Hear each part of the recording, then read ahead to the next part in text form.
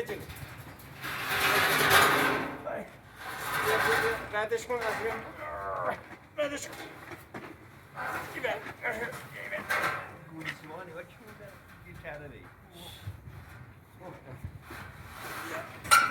بیا اینجا چه سرمان کن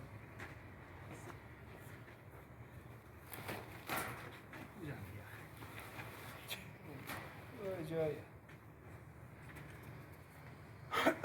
بلندش کنید یه خود بیاد بالا بندازیمش اینجا تا وایسه فقط باید تابدارش نکنید بی خودی هم دور نزنید یه جا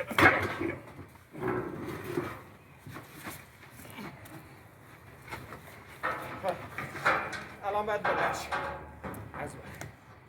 از بر باید بلند شد داربست برنگردونه نه از بر بلند شد چی از بر باید بلند شد بلندش کنید بیا از این آره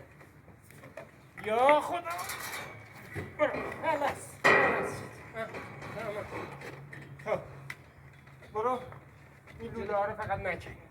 برو خب میتونی بیایی میبر از اون لوله که رد شدیم این باید یه جوار لوله دیگه اون باید بیفته اونجا که دستت گذاشتی آره تو اینجا که دستت گذاشتی همون الان ما دوتایی بلند کنیم بریم اینجا خب بریم از رو ردش کنم دیگه یه لحظه صبر کن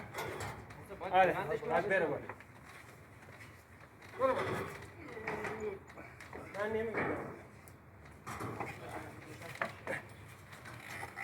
برو جلو برو جلو برو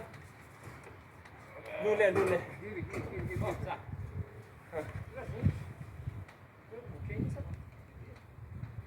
پس چرا تاب برده این